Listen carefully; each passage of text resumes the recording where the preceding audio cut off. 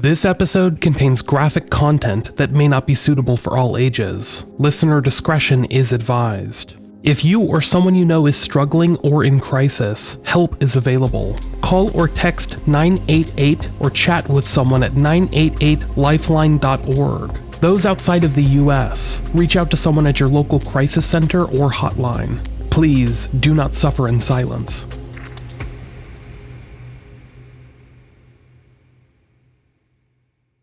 Just a heads up, I know at the beginning of this episode it sounds like I'm saying Rex Heuermann. That's because I recorded this in an uncontrolled environment, and unless I really accentuate it, it sounds like Herman, but I know his name is Rex Heuermann.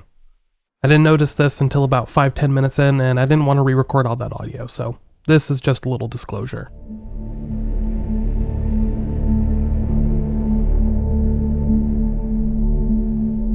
Hey everyone, it's Michael. Today, in lieu of a full-length episode, I'm bringing you yet another update in the long-running Long Island serial killer saga. Because it's been a while since our last monumental update, I figured that it was time to catch up, especially in light of some recent developments.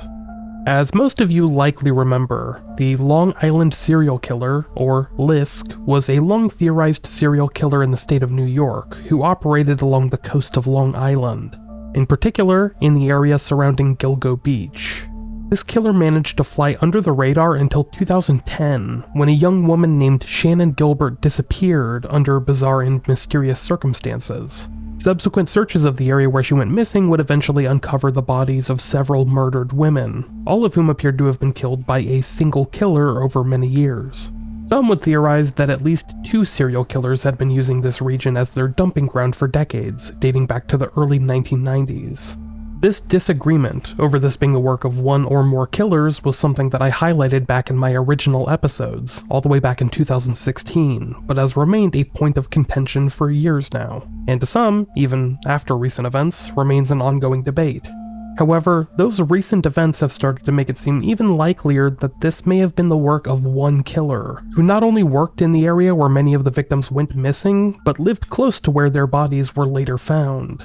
In our last update regarding this case, I informed you that police had a suspect in custody, a Long Island resident named Rex Heuermann, an architect that worked in Midtown Manhattan and lived just a stone's throw away from Gilgo Beach. At the time of his arrest, Heuermann had been charged with killing 3 out of the 4 victims described as the Gilgo 4, the 4 original bodies pulled from Gilgo Beach, who were all found near one another and all bore significant similarities in how they had been killed and disposed of. The 3 that Heuermann had originally been charged with were Melissa Bartholomew, killed in July 2009, Megan Waterman, killed in June 2010, and Amber Costello, killed in September 2010. The only one of the Gilgo 4 that Rex Heuermann hadn't been charged with was Maureen Brainerd Barnes, who had been killed back in 2007, a couple of years before the rest. However, that changed just earlier this year. In January 2024, a grand jury charged him with Maureen's murder in the 2nd degree. That's not all, though. It seems like the scope of the investigation itself would expand when, just this past week, Rex Heuermann was charged with 2 additional crimes that predated the others by years.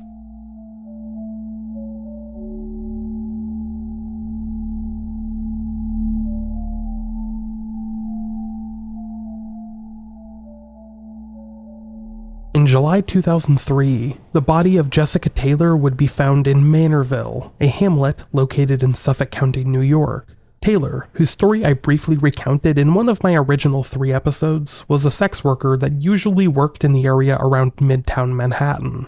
Jessica Taylor's remains were discovered in Manorville on July 26th, having been significantly mutilated. As recounted by a recent court filing, her body was found by someone walking their dog, laying on her back with her legs bent underneath her. Shockingly, she had been decapitated, and both of her arms had been severed just below the elbows. Other identifying marks, like a tattoo on her torso, had been cut off.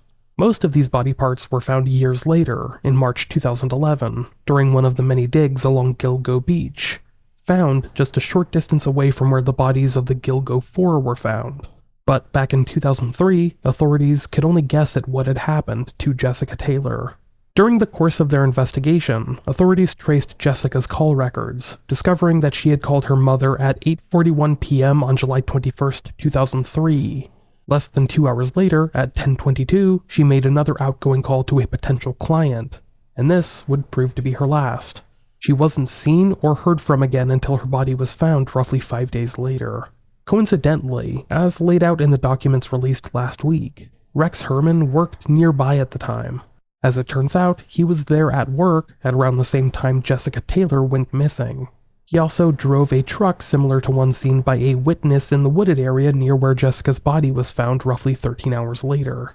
In the days that followed the discovery of her body, Rex Heuermann would use his digital devices to access news articles about it. And despite having just purchased his truck roughly a year beforehand, he would begin to look for a new truck immediately thereafter. Both of these searches were saved on his digital devices, kept within the unallocated space, something that Rex Heuermann was clearly unaware of. But that's something we'll circle back to later this episode. Decades later, it was determined by investigators that this week in which Jessica Taylor went missing and was killed, July 20th through the 27th of 2003, Rex Heuermann's family had coincidentally been out of town. They had been vacationing with the family of one of their daughter's friends, and were out of state at a resort in Jeffersonville, Vermont called Smuggler's Notch Resort. This was confirmed by not only phone records placed between Rex Heuermann's home and business and the resort, but information from his Palm Pilot calendar, which listed his wife in Vermont at Smugs. We can reasonably assume this means wife in Vermont at Smuggler's Notch Resort. It seems like this had been a trend of his, only killing his supposed victims during times that his family was gone for multiple days. He had reportedly stayed behind to work. After the discovery of Jessica Taylor's body in 2003, authorities would begin the process of examining the hairs and fibers found on her body, which at the time proved to be fruitless. They did not match up with any known felons, nor any of the other suspects available to them at the time. But in August of 2023, the hair evidence in Jessica's case was analyzed yet again, and authorities were able to exclude it from roughly 99.96% of the North American population. Another forensic laboratory would test it for themselves and conclude that the hair almost undoubtedly belonged to, drumroll, Rex Heuermann. This now leads us to the second crime that Rex Heuermann was charged with this past week. The death of a 28-year-old woman from Trinidad and Tobago who had been living in New York before her death all the way back in 1993. The body of Sandra Costilla had been found in rural Suffolk County in November of that year by a pair of hunters. Her remains had been horribly mutilated. As noted by the recent superseding bail application, she had sustained sharp force injuries to her face, torso, breast, left thigh, and vaginal area. Sadly, while the investigation into Sandra Costilla's death never seemed to get that far, authorities were able to recover 3 hairs from her remains, on or around the crime scene where her body was recovered. At the time, in the infancy of DNA testing, they were unable to do much with them. But over time, they would get tested against various suspects, including John Bittrolff, a convicted killer whose name I mentioned in the earliest episodes of Unresolved back in 2016. For years, many suspected Bittrolff of being the Long Island serial killer. However, these forensic tests came back negative. It became apparent that John Bittrolff hadn't killed Sandra Costilla. Well, just recently, the Gilgo Homicide Task Force decided to revisit this unsolved case from 1993, and in doing so, requested forensic test of the hairs found at Sandra Costilla's crime scene to Rex Heuermann. As was the case with Jessica Taylor and the Gilgo 4, there was forensic evidence linking Heuermann to the location where this body had been disposed of. Not only did the male hairs found at the crime scene match Heuermann at a rate that excluded 99.96% of the North American population, but a female hair found at the crime scene even more conclusively matched that of a woman that had been living with Heuermann up until shortly before Sandra Costilla's murder, which genetically excluded 99.98% of the population. Having said that, I think it's important to note that her hair being at the crime scene doesn't mean she was involved. Rather, it highlights how hairs are hard to get rid of and can be impossible to track, so it's much more likely that her hairs were inside of Rex Heuermann's home or his vehicle, and that there was cross-contamination when the victim was transported. This woman had reportedly broken up with Heuermann months beforehand and they were no longer living together, but her hairs still ended up at the crime scene, providing yet another evidentiary clue that pointed to Rex Heuermann's involvement. So now we have pretty conclusive evidence linking Rex Heuermann to not just the original Gilgo 4, but additional crimes loosely linked to the Long Island serial killer.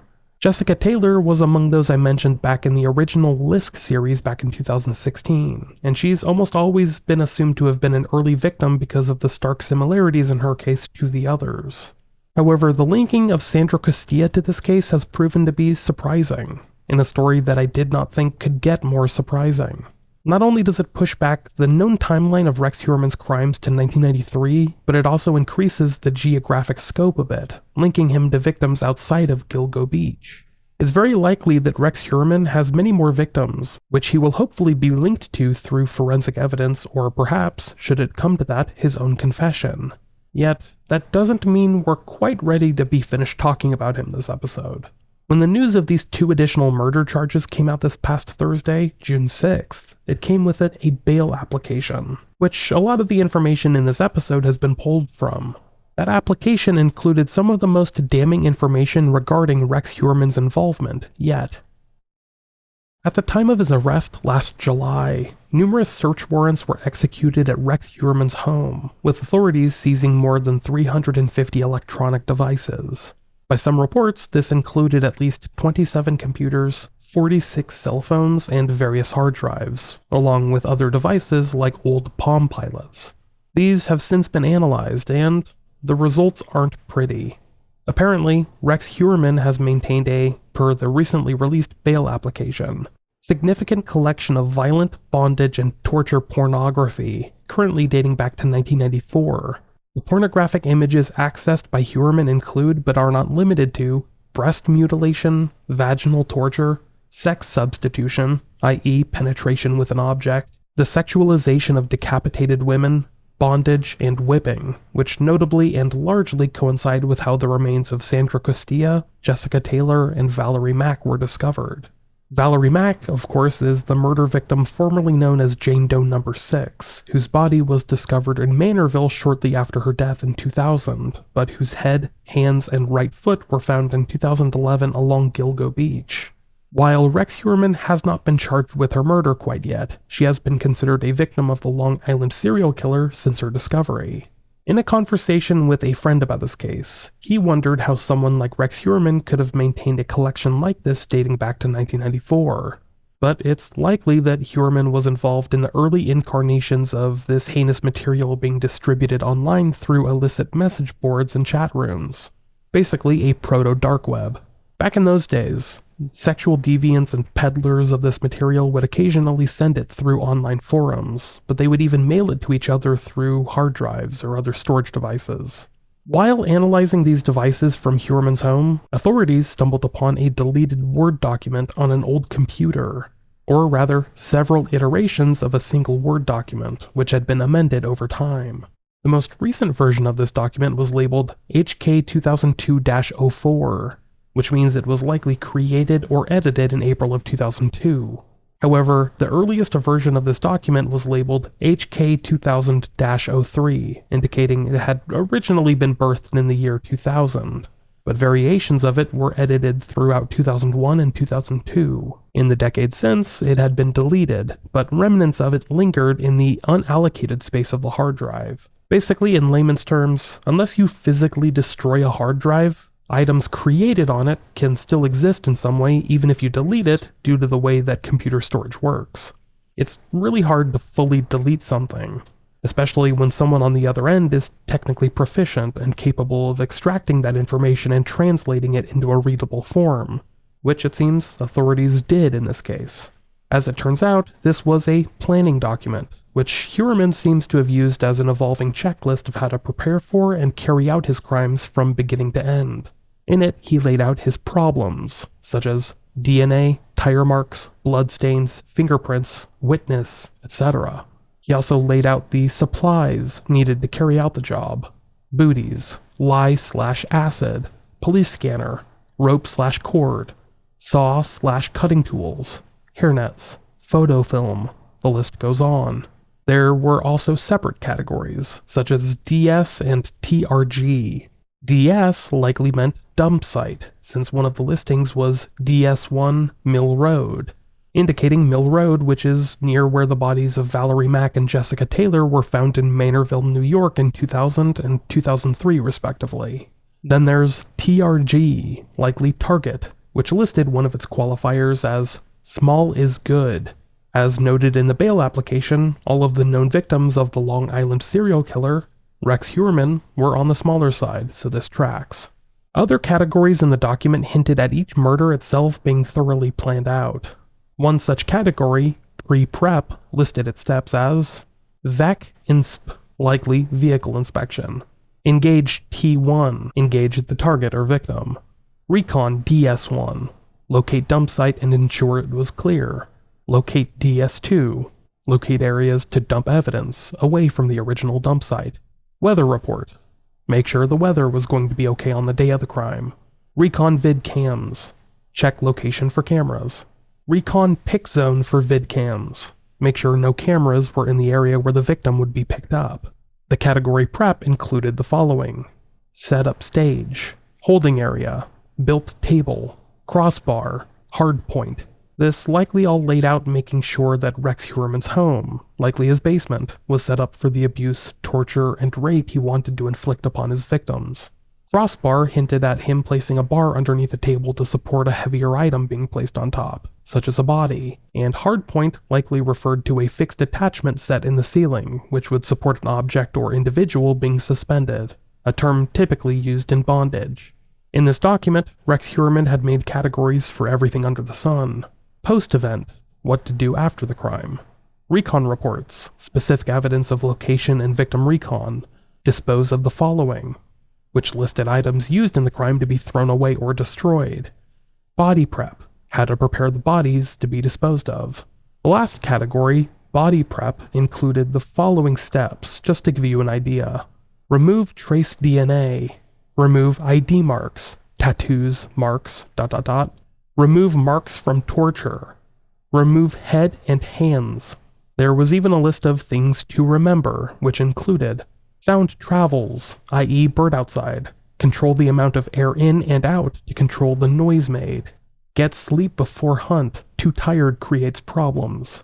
Hit harder, too many hits to take down. Consider a hit to the face or neck next time for takedown.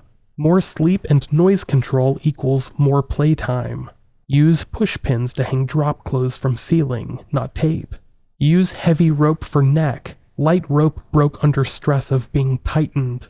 All in all, this Word document created a conclusive checklist of steps that its writer, Rex Heuermann, had crafted over many months, likely at the same time he was carrying out his crimes against victims like Valerie Mack and Jessica Taylor.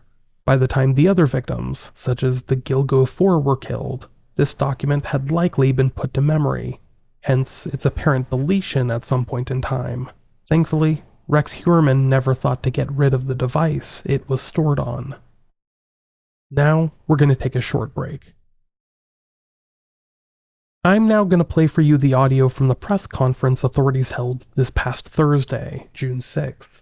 In it, they lay out the information that led them to pursue these additional charges, and go into a bit more detail regarding some of the finer points. I know that some of you really don't enjoy listening to audio of other people talking, which is understandable, so I wanted to spend the first half of the episode laying it out as I've learned about it. Now I'm going to give those of you that do enjoy listening to the audio a chance to hear it for yourselves. If you're not interested in hearing the press conference audio, then rest assured I'm not hiding anything for you at the end. You can just turn off the episode now. But before you go, I just want to say to all of you, thanks for listening. I'll be back with another full-length episode next week, but y'all take care until then. Well, good morning. Thanks everyone for coming and dealing with our logistical issues in the rain. We appreciate it. We're here today to announce additional charges in the case against the defendant Rex Heuermann. Obviously, at the onset, I will say these are just allegations. The indictment has just been filed. This is a case, court proceeding, and each and every one of these allegations have got to be proven in court, and we certainly look forward to doing just that. Today, as you've just seen, the District Attorney's Office filed a superseding indictment charging the defendant with 2 additional murders. Those charges pertain to the 1993 murder of Sandra Costilla and the 2003 murder of Jessica Taylor. So that's in addition to the previously charged murders of Maureen Brainerd Barnes, Melissa Barthelemy, Megan Waterman, and Amber Costello, which occurred in 1997, 1999, June of 2010, and September of 2010, respectively. So my intention now, here today is to discuss those charges, discuss the contents of the bail letter, and then turn it all over to you all for questions. But before I do that, before I discuss the indictment and the developments in the case, I want to thank our law enforcement partners, many of whom are here today. First and foremost, I want to thank the Suffolk County Police Department. My understanding is Commissioner Waring was unavailable today. I spoke with Rob, but he certainly brought a contingent of Suffolk County PD to represent his office. We have Deputy Police Commissioner Kevin Catalina. We have Chief of Detectives Daryl Simmons. We have Deputy Chief Stan Grodsky. And then we have the Commanding Officer of the Major Crimes Unit, which includes the Homicide Unit, Sean Barron. So we want to thank all of them for their partnership. We want to thank the Homicide Unit for their continued efforts in this case. We have the Suffolk County Sheriff's Office here. And again, spoke with Sheriff Toulon. He's traveling out of state, so he couldn't make it. But it's my understanding that Under Sheriffs Steve Kios and Keith Taylor are here. We certainly want to thank them for their assistance as well.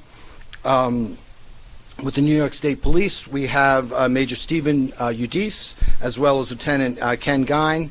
Again, we thank them not only for their presence here today, but more importantly, for their partnership in this case. We have the FBI, Supervising Special Agent Don Ansbacher is here. I want to thank the FBI for their continued assistance in this case. And then I don't believe they're present, but we have we want to thank the United States Secret Service for their assistance in this case. We want to thank the Suffolk County Crime Lab. I know they're not here, but their work has been tireless and instrumental, and we are really very appreciative to them. I especially want to thank the K-9 units from the New York State Police, from the Suffolk County Police, and from the NYPD, who came out a couple of weeks ago, and in very difficult conditions. They really did a fabulous job helping us to search an area of interest to us, and they went above and beyond. So again, I want to thank them. I frequently neglect to thank my own team, so I'm going to take the opportunity to thank them. We have, Chief Zacharis. We have. I want to thank them. I want to thank our ADAs, many of whom are working on this case. You heard from Nick Santamartino. We've got Larry Opizzo. We got Andrew Lee. We got Michelle Haddad. We've got a whole host of ADAs that have really been instrumental in us. Our investigators, our analysts. Really fantastic work that they've done. I want to thank the victims' families, many of whom are here today, not only on the new charges, but for the original Gilgo 4. And this is what this case is about. We don't ever forget that. This case is about the victims and their families, and hopefully providing them with that small measure of closure. And the families have been nothing short of incredible.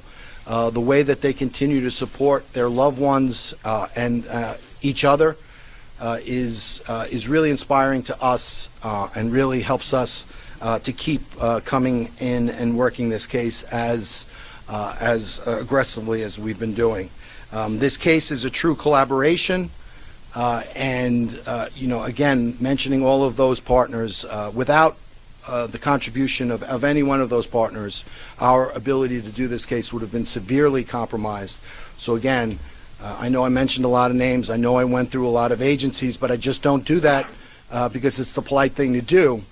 I do it because it's the right thing to do, because they've really helped us instrumentally and will continue to help us going forward. Now, I'll just, before I get into the individual murders, the two new charges, what I want to talk about is at the time of the initial arraignment of three out of the four Gilgo 4, and then at the superseding arraignment on the charges pertaining to Maureen Brainerd Barnes, and the Gilgo 4 was completed. At that time, we said that we were going to continue to investigate this case, that the grand jury with regard to the Gilgo 4 is over, but the case continues. The criminal prosecution continues, but the investigation continues, and that investigation has been expanded. The investigation has been expanded both to the bodies that were found on Gilgo and beyond. That's what we said. And I think that has come to fruition today with these two new cases or new charges. First off, with regard to Jessica Taylor, that her body was recovered on July 26 in 2003 off of just west of Halsey Manor Road in Manorville. She was found on her back. She was decapitated, and her hands and arms were severed just below the elbows. Notably, a tattoo that she had been obliterated with a sharp object. 8 years later, her arms and skull were found on Ocean Parkway. Those remains were found on the same side of the road on the Ocean Parkway as the Gilgo 4. They were found less than a mile away from the remains of the Gilgo 4, and all of the 5 remains were located within 50 feet of the roadway. And I think you see that the graphic on page 5 of our bail document illustrates that. Jessica Taylor was last seen on July 19th in New York City. She was working as a sex worker. We know from from our investigation, from a number of financial records and other records, that the defendant, Rex Heuermann, was in New York City on July 19th. Jessica Taylor last spoke to her mom on July 21st, and then that was about 8:41 p.m.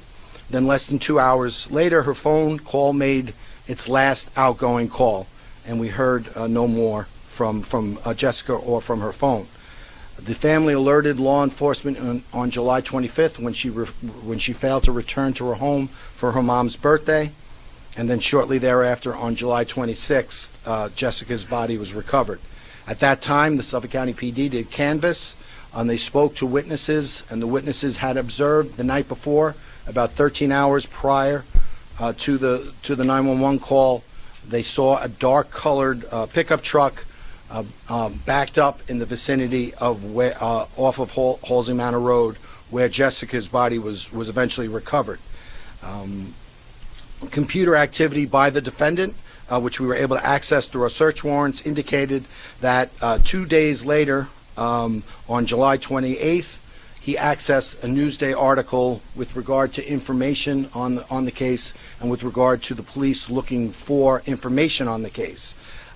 That search was erased, but we were able to recover it. 1 day later, on July 29th, notably, the defendant was seeking to purchase a new Chevy Avalanche truck, notwithstanding the fact that he already had a dark-colored Chevy Avalanche truck, which was only approximately 4 months old at the time.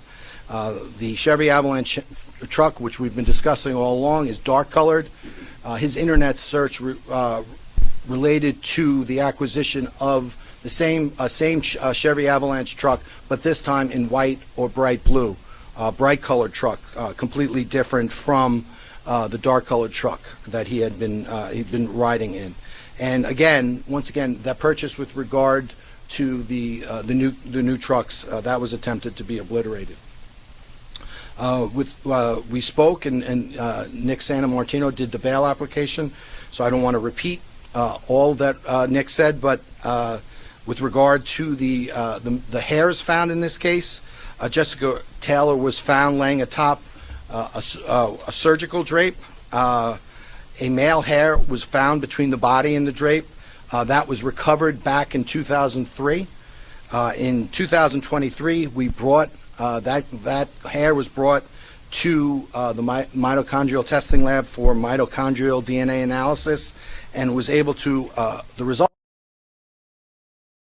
99.96% of the population, but not Rex Heuermann, the defendant. Then again, later in 2024, we brought to a second lab for testing. And once again, the result was the defendant could not be excluded as the donor of that hair, and it's 1.837 times 10 to the 603rd power more likely that it came to that it matched the defendant or someone matching the defendant's DNA profile than a member of the population at large. And that number, just so it's 1.837 times 10 to the 603rd power. So what you do is you take that 1.837 and you move that decimal point over 63 places and add zeros. That's the number. That number doesn't exist. It's so big. Among other things that we were able to establish with regard to the murder of Jessica Taylor was, once again, family travel. We were able to determine that at the time of the disappearance and death of Jessica Taylor, once again, the defendant's family was out of the state. They were staying at a resort known as Smuggler's Notch in Vermont. We were able to corroborate that information through witness statements, photos, and phone and financial records. In addition, there was a hard drive that backed up to a Palm Pilot, which was the defendant's date book. And in that, and again, this is chronicled in the bail application, but in that date book, it's indicated that his wife is in Virginia at Smugs from July 20th through July 27th, and that's page 14 of the bail document. With regard to the 1993 discovery of Sandra Costilla, again, on November 20th, 1993, two individuals, while hunting in that wooded area of Southampton in the vicinity of Old Fish Cove Road in North Sea, discovered her body. She was lying on her back with her arms outstretched over her head. Her legs were uncovered, and her shirt was pressed over her head. The victim suffered numerous sharp force injuries, 25 in all, which we believe were post-mortem, and these were injuries to her face, torso, breasts, left thigh, and in her vaginal area. Once again, we had hairs recovered from Sandra Costilla. This is chronicled in the bail application. There were two hairs from Sandra Costilla's remains that are of particular significance in this case. One was a female hair that was recovered from the victim's right arm, and one was a male hair that was recovered from a tape lift of one of the shirts that the victim was wearing that was pushed above her head. In 2014, about 10 years ago, the two hairs plus another female hair, which were found on Costilla, were sent to an outside mitochondrial DNA lab for testing, and at that time, John Bitroff was excluded as the donor of those three hairs. Once the task force began investigating Gilgo and related cases, those hairs were retested in 2023 and 2024 and compared with the defendant's known sample from the buccal swab that we obtained. Regarding that male hair, the mitochondrial DNA profile developed from that male hair on the victim Costilla and the profile developed from the defendant's buccal swab are match, and specifically at a rate that would exclude 99.96% of and defendant Heuermann therefore cannot be excluded as the contributor of that male hair on Costilla. In March of 2024, that same male hair or extract therefrom was brought to the same outside lab for nuclear DNA testing, and once again the results came back, and which found it was 4.347 times 10 to the 332 power more likely to have come from a person genetically identical to Rex Heuermann than from an unrelated individual. So that's 4.347, and then you move that decimal point over 332 times to get the odds. Again, an astronomically large number. Regarding the female hair, prior to with regard to the female hair, one of the female hairs that was recovered on Ms. Costilla Prior to Ms. Costilla's disappearance, the defendant had been living with a female individual at his home in Massapequa Park. The female individual lived with the defendant at his current residence through the summer and into the early fall of 1993, and vacated the premises approximately 2 months or so prior to Ms. Costilla's death in 1993. Once we got those two female hairs, once we knew of those two female hairs' existence, we went out and obtained a DNA profile, a buccal swab, from this female. And that DNA profile that we obtained from the female's buccal swab, we sent it to the mitochondrial testing lab. And again, it was able to exclude 99.98% of the North American population as the contributor of said hair, but it could not exclude the female who was living with Rex Heuermann. Again, we brought that same DNA and extract to the nuclear DNA testing, and the female's hair was tested and compared with the female hair that was recovered on the victim Costilla, and it was found to be 4.578 times 10 to the 1040th power, more likely have come from a person genetically identical to the female witness who was living with Rex Heuermann in 1993, shortly before Ms. Costilla's death, than from an unrelated individual. Again, that's 4.578, and you move that decimal point over 1,040 places, and that's the number. There was an additional female hair that was recovered in 2014. That was recovered, that was compared to both the female living with Mr. Heuermann and the defendant, and we could not get a match on that, and that remains unidentified, that female hair. So we have those DNA results, and again, we were able to establish, similar to all the other cases, that at or around the time of Ms. Costilla's disappearance and murder, Rex Heuermann was living alone at the house in Massapequa Park and had unfettered access to the house, and no one else was living with him at the time. So now I want to discuss some of the newly discovered digital evidence in the case.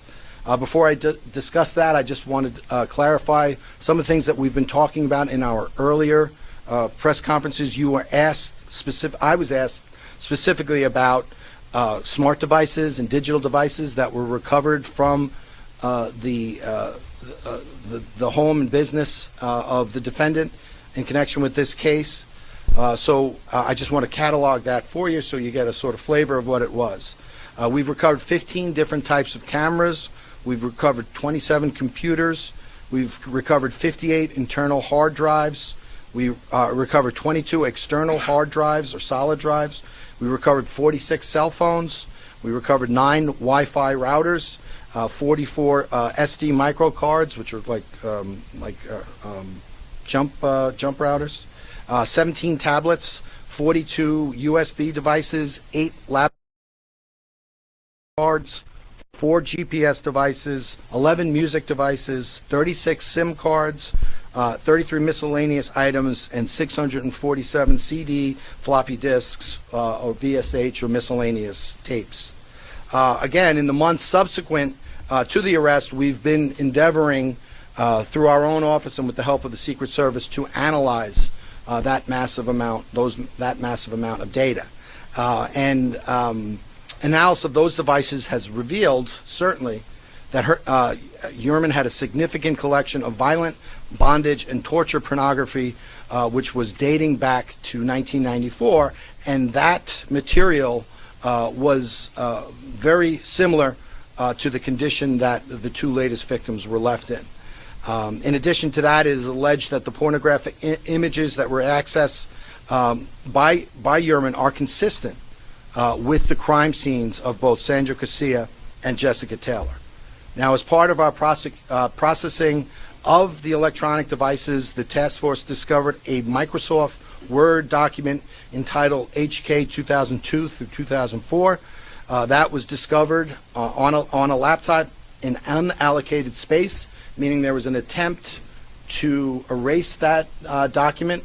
But as most forensic experts know, that even when a document is erased on a device, it is the user could no longer access that document, but forensic experts using particular software can retrieve it, and this document was retrieved in this case.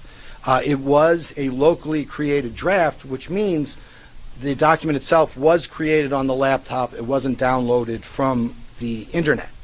The document was modified. It was originally created in 2000, and it was overwritten a number of times and modified between 2001 and 2002.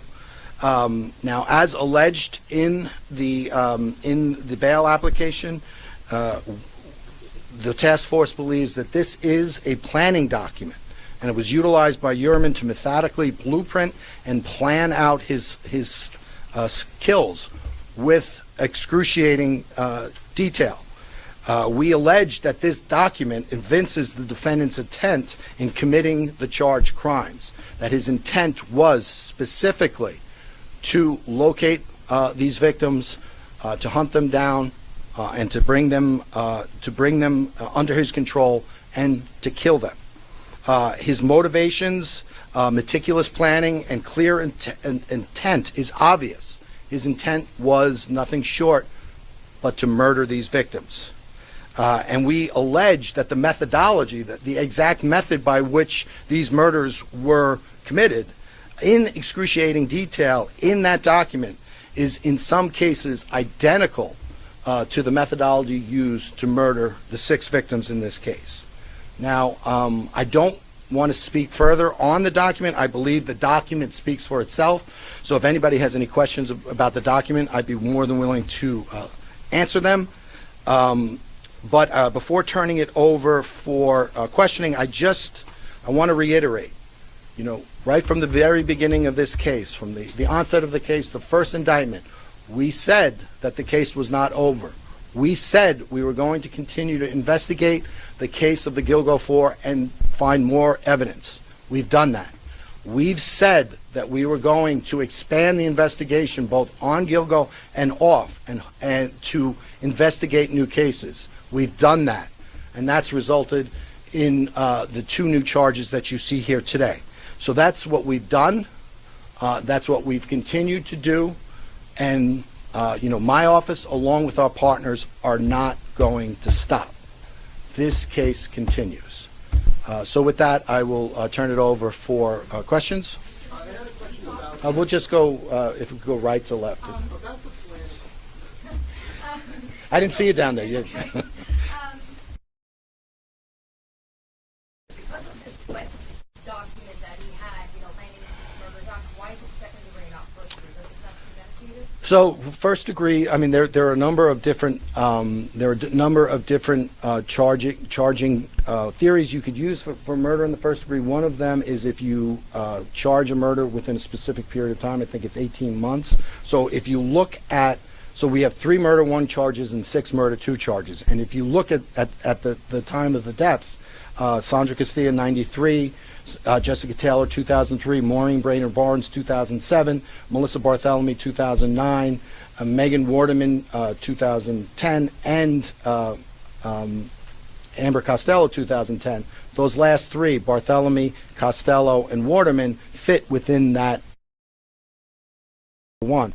The other ones, unfortunately, fall outside, so we're unable to bring that charge with regard to those the other 5 no wait the other 3 victims. So that's why it's different, just sort of the way New York State law is set up. I wanted to ask about how this expands the search now, because now with this indictment, the earliest murder now changes to 1993, which gives it many more years than we had before. So how does this expand the search? How are you guys expanding this to find out other victims that are possibly involved? Well, I think first and foremost, it expands the information for the public and the media. It doesn't change anything for us. We were, I think in March of this year, we learned of this document. We had been investigating other things. So again, my confidence in saying that we were going to move off of the Gilgo 4 to the new body and off of Gilgo itself was based upon my knowledge of the investigation. So that's something that we've been doing for a while now. It's just sort of become publicly known. How do you know, sir?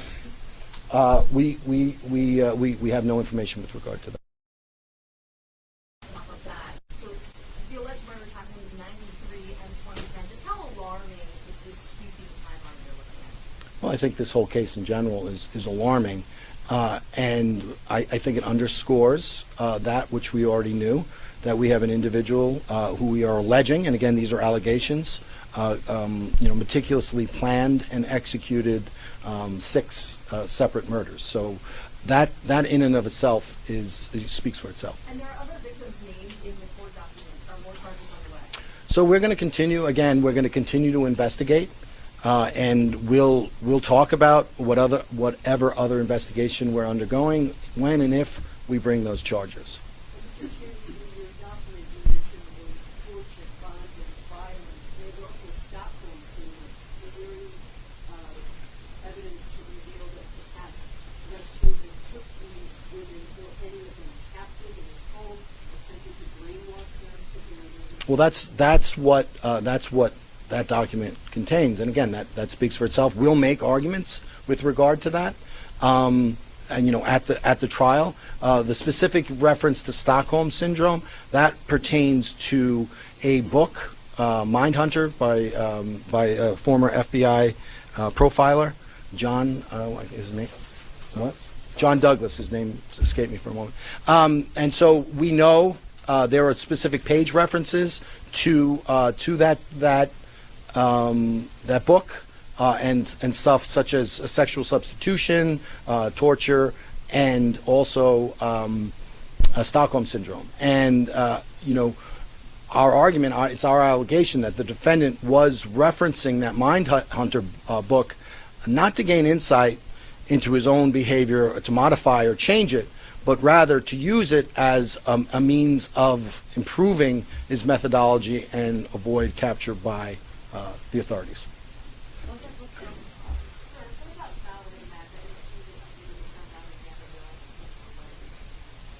So you have, and if you go back to that document, they talk about DS or dump sites and Mill Road, Halsey Manor Road and Mill Road. It intersects with each other.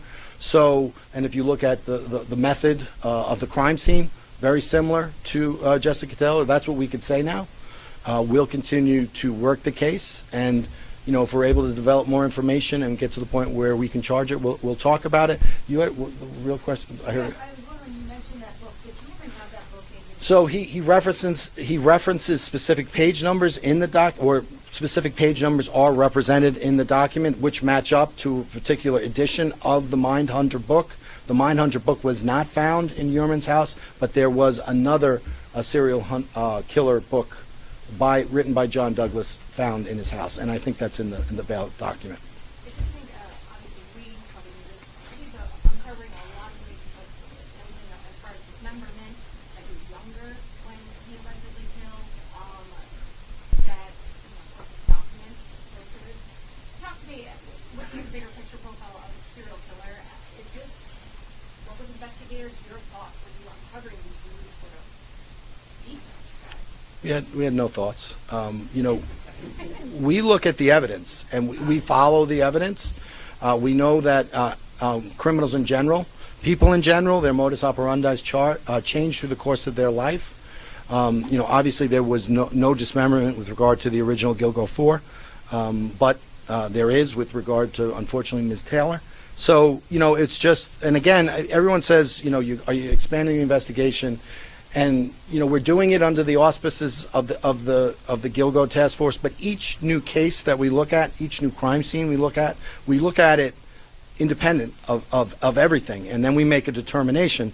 Where does that evidence leads us? Does it lead us to one particular suspect or another particular suspect? But we don't, get a list and say, okay, we're gonna automatically assume that certain people committed certain crimes. That's not the way to do it. That's not the way we do it. We look at and again, in the bail document, you talk about if you want to know, and this is from John Douglas's book that the document quotes, if you want to know who the painter is, look at the painting. And that is something that Douglas used to tell his investigators, and that pertains specifically to if you want to know who committed the crime, look at the crime scene and the condition of the victim. And again, if you do that in this case, we would allege that the crime scene and the victims match very much with a lot of first off the document that we found, and also a lot of the defendant's internet activities and the bondage and torture type of pornography that he was interested and obsessively searching. You believe at this point that the murders were committed in his house, and could you also talk about the note he put in that document that was referenced in court? I'm familiar with the note. I'm sorry. I thought the ADA talked about something said if you do certain things equals more playtime. Oh, okay. So yeah. So that is referenced. What is the specific quote was more. Okay, more rest, more playtime. And so basically, what he's talking about is what the allegation and what we would allege is the more rested the participants are, the more you can get done. And he also talks about the document also talks about crime scene, and if you're sleepy and spending too much time in a crime scene, or your lack of sleep, your chances of making mistakes increase. So again, there's a lot of evincing of intent in that document. And what about where these murders took place? So there's, under some of the considerations was in the document, it writes about tape not good, use push pins. And then once we received that document, we went back into the house and looking at the paneling in the downstairs basement area, we were able to look at it through infrared light. We were to establish a cordon off area where adhesive had been placed. So we're going to make certain arguments with regard to that at the time of trial. We also found an area where there were push pins into the drop ceiling.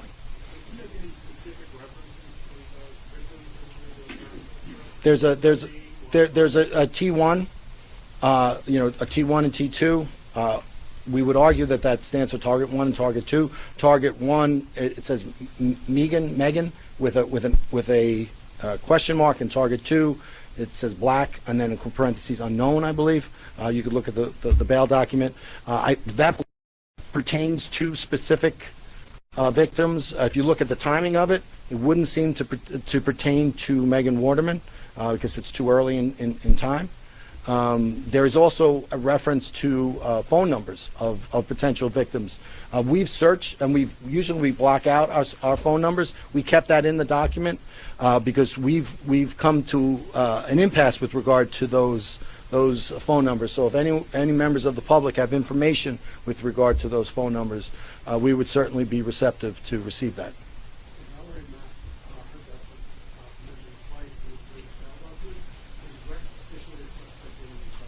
I think that would be fair to say, yeah. Yes. Yeah.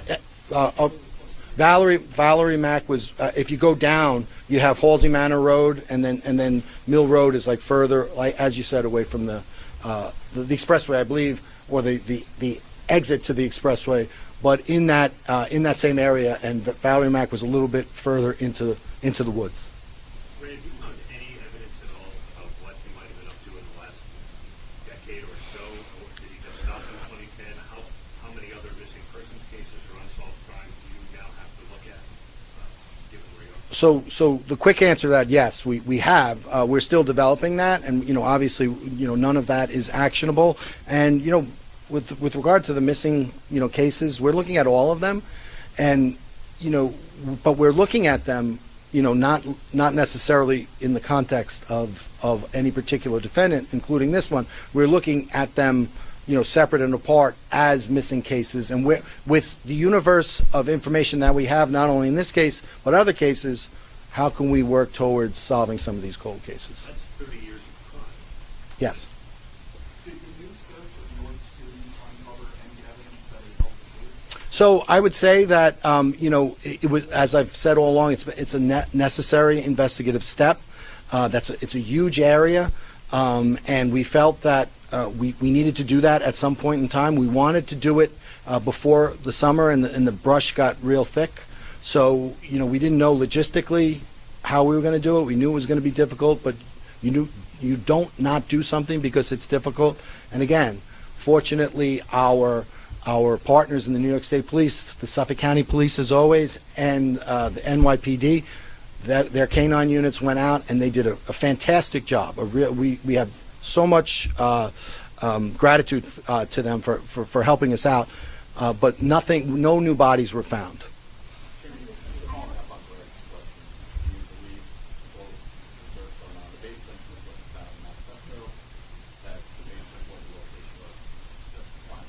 So again, it doesn't matter what I believe. It matters what we can prove. This is, a significant investigative step. This was a significant investigative finding, and we'll continue to develop those things. We'll get to you next. I'm sorry. Could you say that again?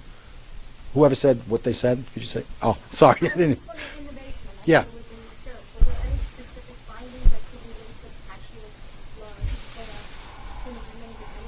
Well, as we've said all along, if you look at the DNA evidence and the trace evidence that we've done, it doesn't happen overnight. So there's additional testing that we're undergoing. We just have to see the results of that. Well, you always see suspicious things, but in any case. But is it is it a stain of something benign, or is it an investigatively significant stain? Only our forensic scientists can tell that after a lot of work.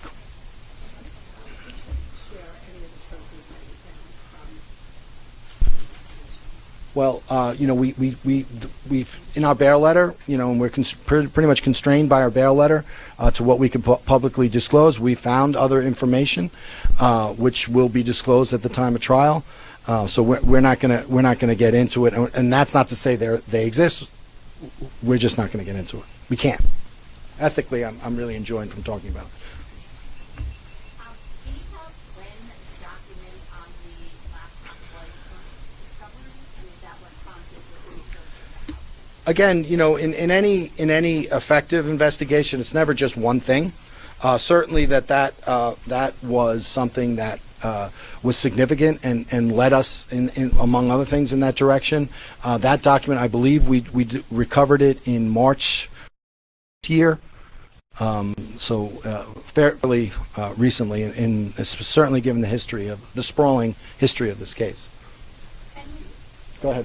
You said he had a lot of images and videos of torture porn on his devices. Were any of them his own victims? We saw no evidence of that. Can you speak about his profile, like was one set of murders different from another set, and does that indicate that he was sort of changing his tactics over the years, or it was all consistent when you look at all the evidence so far? Well, I think if you look at a macro view or a micro view, these are young women tragically lost their lives and were murdered as a result of a person who meticulously planned their murders. If you look at the earlier as opposed to the later murder, it does appear that there was some changes. Exactly what happened with regard to the Gilgo 4, we're foreclosed about knowing a lot of that stuff because they were skeletonized. Jessica and Sandra were more recently found, so we were able to glean more information from the crime scene. So, I guess it just depends what your perspective is on with regard to all that.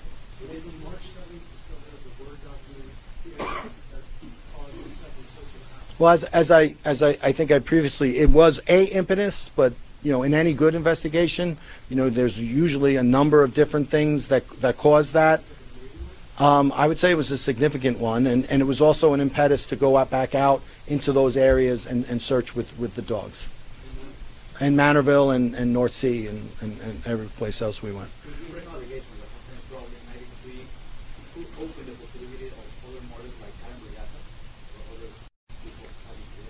So as we said, Karen Vergata, her remains were found partially in Jones Beach and partially in I think by Atlantic Beach by across from Blue Point on Fire Island. So all those cases, every person who was tragically murdered in Suffolk County, they're in play.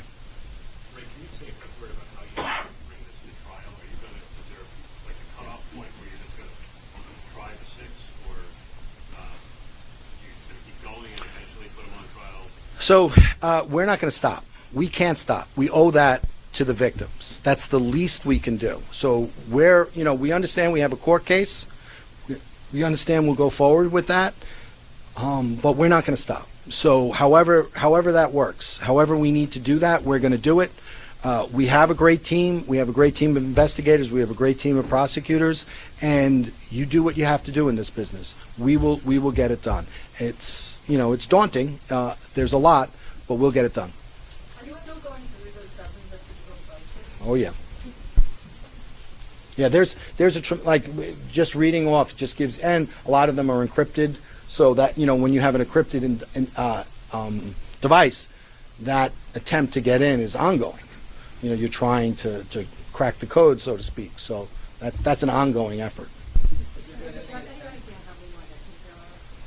I'm not going to discuss. I'm not going to discuss that again because my speculation, my thoughts don't matter. What I can prove in court, speak through an indictment, I will talk about these 6 because, these are allegations at this point. We look forward to proving those allegations, but they are mere allegations at this point. Have there been any attempts recently to talk to the Rex or his lawyers and say, hey, look, can you just tell us who you killed? So I am, he's represented by competent counsel. I cannot ethically reach out to the defendant, so I wouldn't, and even if I was inclined, I cannot.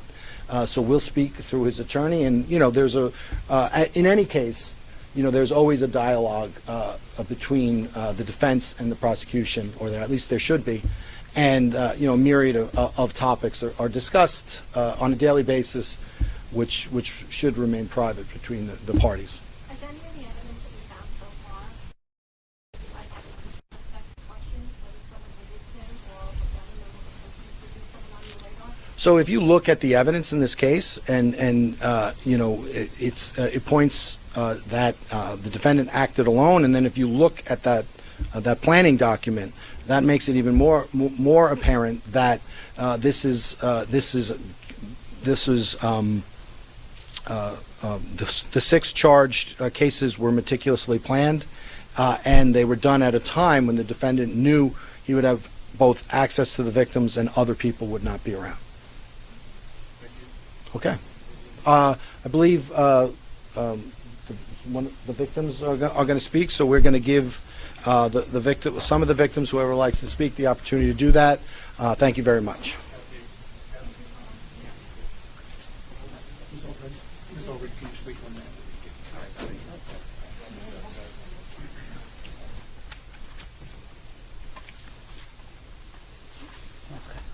All right, good. Thank you.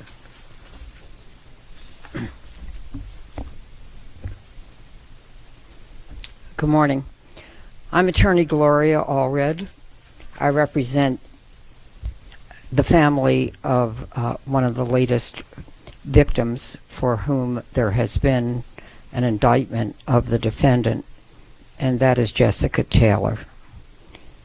I am the only attorney representing the family of Jessica Taylor and the only one authorized to speak about Jessica Taylor. In addition, I represent the families of 3 other victims, Megan and Melissa and Maureen.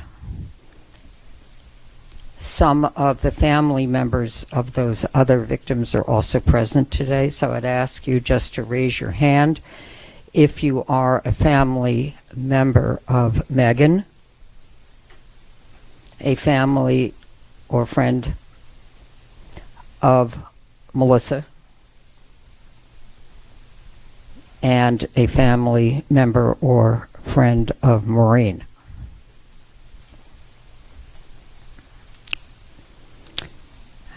With me for Jessica Taylor is Jessica's mom, Elizabeth Micheal, and she, under the circumstances, has asked me to read her statement. Following this statement, Jasmine Robinson, who is the cousin of Jessica, will read her statement. I also have and will show you 2 photos of Jessica. This is a statement of Jessica's mom, Elizabeth Micheal. Jessica was my daughter. She was loving and compassionate and so funny. She loved to make people laugh. She could always make people laugh. She tried very hard in school. Jessica had 2 brothers, and they would always play together. She and her brothers were very close. Jessica loved riding her bike. She loved playing board games, Monopoly, Chutes and Ladders, Candyland. She loved playing cards, especially spades and rummy. She loved cartoons. She loved to sing. She would sing along with the radio and was in the choir at church. She loved to cuddle with me and her brothers when she was younger. They would pile on the couch and watch TV together. I miss how she called me Mommy and Mama. It's a tragedy she never had children. Jessica would have made a great mother. She loved kids and loved working with them. She worked in the inner city with the kids in summer camp as an aide. She loved supporting kids and helping to take care of them. My family and I would like to thank the law enforcement and the district attorney's office for all of their hard and diligent work on my daughter Jessica's case. Jessica, my darling daughter, you will never be forgotten. You will always be missed. You will forever be in our hearts. And this is a photo of Jessica when she was how old? 5 or 6 years old.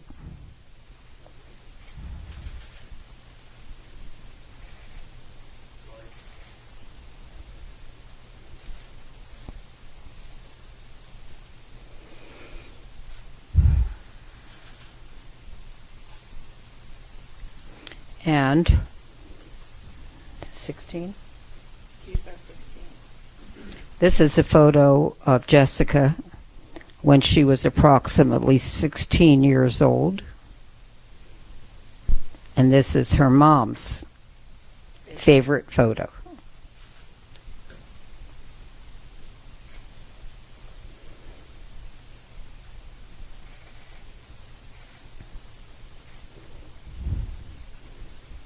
I will have a copy of Elizabeth's statement available after the press conference for you.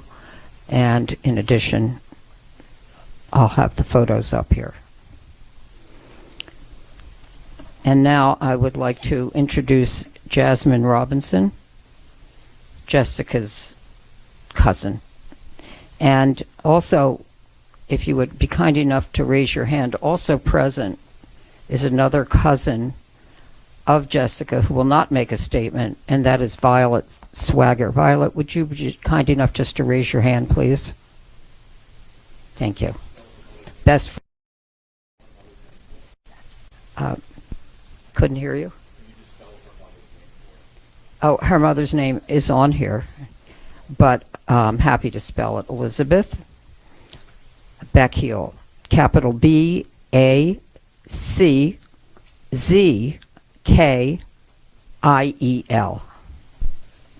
Thank you for asking. Jasmine.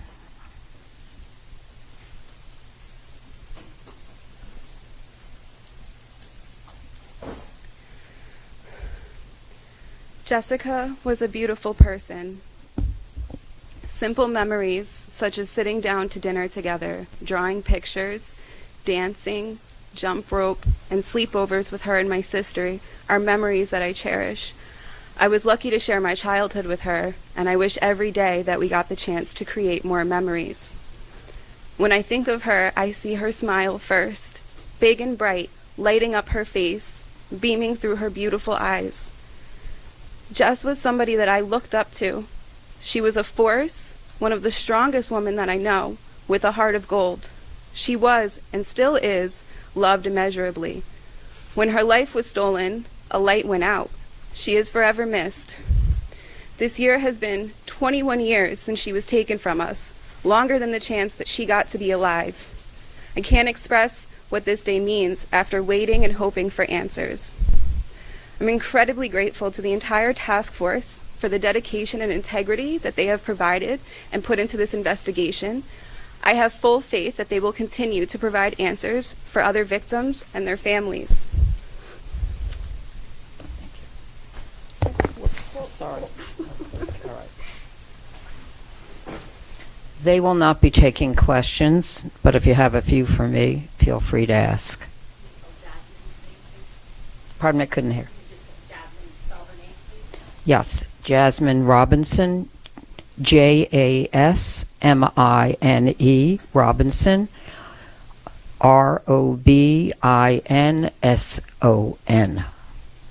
Just their reaction, if you can, to finding out about, this statement. Obviously, it's very difficult for them emotionally. They've been waiting 21 years for answers. And they're hoping that justice is on its way. What was it like to sit in the same courtroom as Rex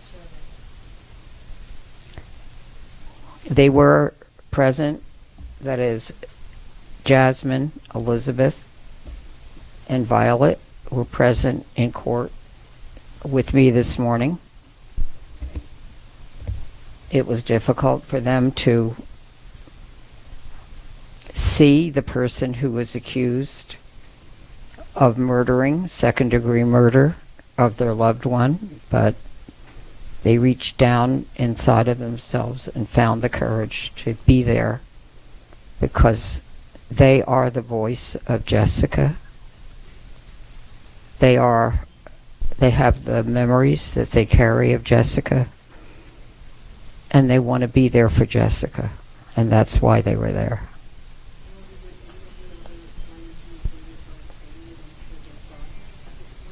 Does anyone have any further thoughts? No one is going to make an additional statement this morning or after the press conference, but thank you for asking. I'm sorry, I couldn't hear you. Your other clients from the last time, Yeah, they have no additional statement at this time because they want the focus to be on Jessica today, which is understandable. But they are here in support of Jessica as well as their family member for whom there has also been an indictment.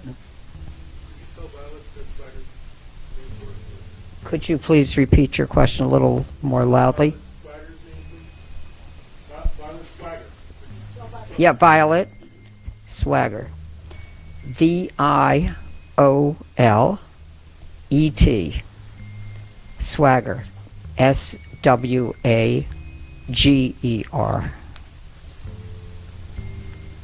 That's correct. Anything further? Okay, then In that case, as I say, I will have a copy of Jasmine's statement, a copy of Elizabeth's statement.